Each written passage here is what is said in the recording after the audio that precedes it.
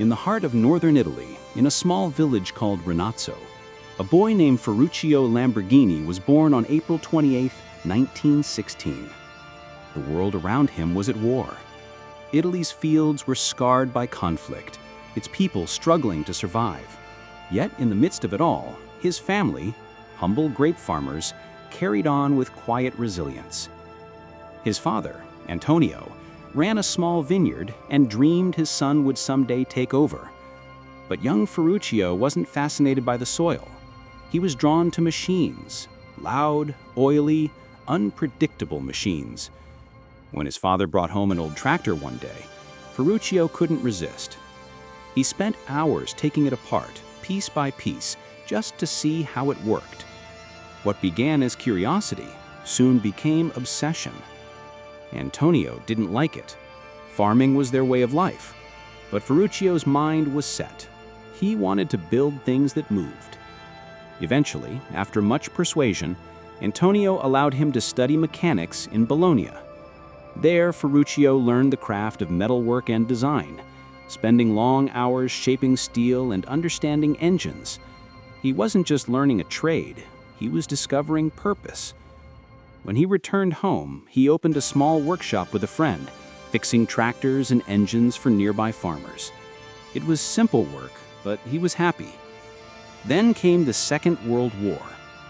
Ferruccio was drafted into the Royal Italian Air Force, stationed on the island of Rhodes as a mechanic. He spent years repairing vehicles, keeping engines alive in impossible conditions. But when Italy surrendered, everything fell apart. The Germans occupied the island, and soon after, the Allies took over. Ferruccio became a prisoner of war, though even then, his skill with machines kept him alive. He repaired Allied jeeps until his release in 1946. When he returned to Italy, the country was in ruins. The economy had collapsed. Factories were empty, and people were desperate. But Ferruccio saw opportunity in what others saw as wreckage. He opened a small repair shop and started rebuilding engines from old military vehicles. He married a woman named Clelia, and for a brief time, life was good. But tragedy struck when Clelia died giving birth to their first son, Tonino. The loss broke him. For months, Ferruccio buried himself in work, his hands the only escape from his grief. One day, his father sent a letter. The tractor had broken down. When Ferruccio returned home to fix it, he listened to his father complain about how expensive tractors had become, how farmers could no longer afford to keep their fields running. That was the moment Ferruccio had an idea. He began buying old military engines, rebuilding them into tractors using simple, affordable parts.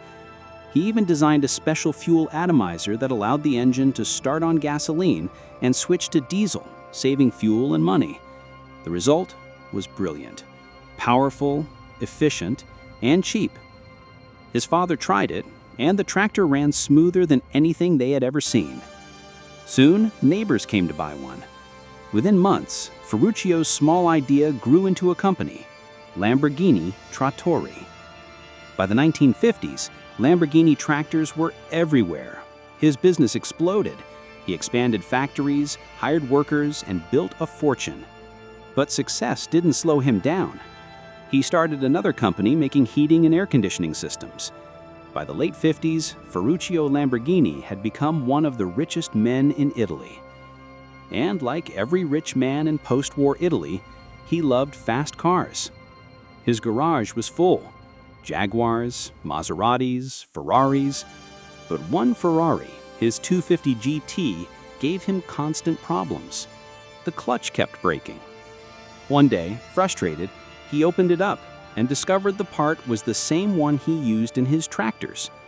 The only difference was the price.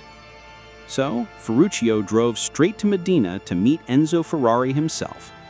He tried to tell him that the clutch design was faulty and offered suggestions, but Enzo didn't take it well. He told Ferruccio to stick to making tractors. That insult changed everything. Driving back home, Ferruccio made a decision that would change automotive history. He would build a car that would outperform Ferrari in speed, comfort, and design. He gathered some of the best engineers in Italy, including a few from Ferrari, and gave them an impossible challenge: create a grand touring car in just 4 months. They worked around the clock, and in 1963, Ferruccio unveiled the first Lamborghini, the 350 GT. It was powerful, elegant, and beautifully built. Ferrari's dominance had finally met its match. Then came the Miura, the car that redefined the sports car world. It was sleek, mid-engined, and revolutionary. The Miura didn't just compete, it created a new category: the supercar. Ferruccio Lamborghini, the tractor maker, had done the unthinkable. He had beaten Ferrari. But success never lasts forever.